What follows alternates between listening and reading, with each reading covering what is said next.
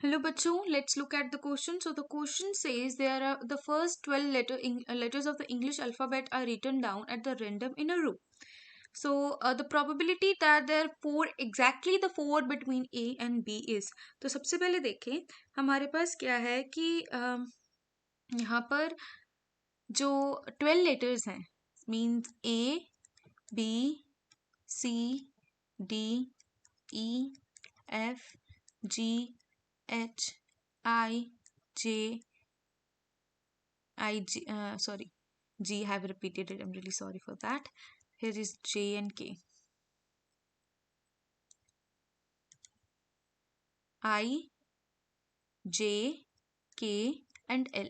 तो ये यहाँ पर 2, 3, 4, 5, 6, 7, 8, 9, 10, 11 एंड 12. तो ये यहाँ पर 12 है नंबर्स. तो टोटल जो हमारे पास केसेस बनेंगे यहाँ पर तो वो होंगे 12 factorial. Right. So let's read at the favourable the event that we are required with. तो इवेंट हमारे पास क्या होंगे.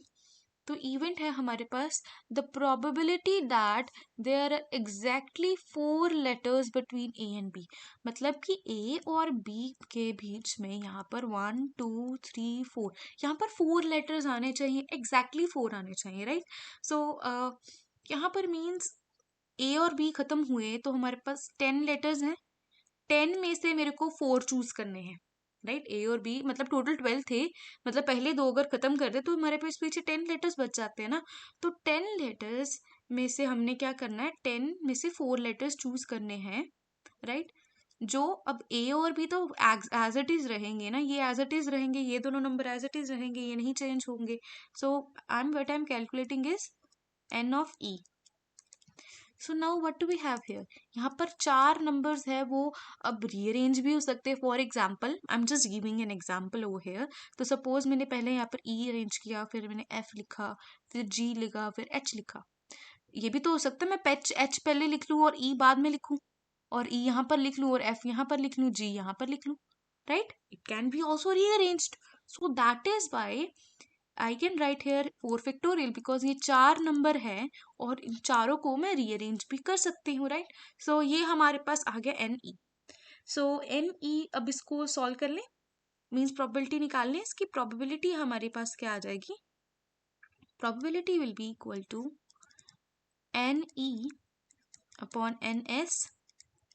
तो एन ई है हमारे पास 10C4 times 2 times 4 factorial upon 12 factorial. Right. So let's calculate this. In C R N minus इसको सॉल्व कर लें तो ये आ जाएगा हमारे पास. This will be 7 factorial times 10C4 times 4 and 2 factorial. The 7 है इसलिए है बिकॉज हमारे पास यहाँ पर जो पॉसिबल वेज है, ये जैसे मैंने ई एफ जी अरेंज किया इनमें, तो 4 हमारे पास होने चाहिए अलग अलग. तो 4 जो ऐसे possible let's E F G, next I J K L, तो हमारे पास ऐसे करके 7 पॉसिबल वेज है. Right. So let me write the 7 possible ways such as 1 से लेकर 6 तक मैंने अरेंज कर दिए, या फिर मैंने 2 से लेकर 7 तक अरेंज कर दिए, या फिर मैंने 3 से लेकर 8 तक अरेंज कर दिए. मैंने यहाँ पर नंबरिंग में कन्वर्ट कर लिए इन सबको. देन सपोज मैंने 4 से लेकर 9 तक अरेंज कर लिए. देन मैंने 5 से लेकर 10 तक के अरेंज कर लिए बिकॉज इसमें ए और बी दो ऐसे कॉमन एज इट इज ही रहेंगे. सो बाकी 4 इनमें से लेंगे हम. तो 6 से लेकर 11 तक कॉमन रहेंगे. देन हमारे पास 7 से लेकर 12 तक कॉमन रहेंगे. राइट. तो दीज आर 1, 2, 3, 4, 5, 6, 7 पॉसिबल वेज. तो 7 आ जाएगा यहाँ पर बाहर फैक्टोरियल. तो this is upon 12 factorial. Right. So let's solve them. तो इसको हम सॉल्व कर ले तो हमारे पास आ जाएगा. This will B 10 factorial. 10C4 को खोल रही हूँ. 10 factorial upon 4 factorial times 6 factorial times 4 factorial times 2 factorial times 7 factorial upon 12 times 11 times 10 factorial.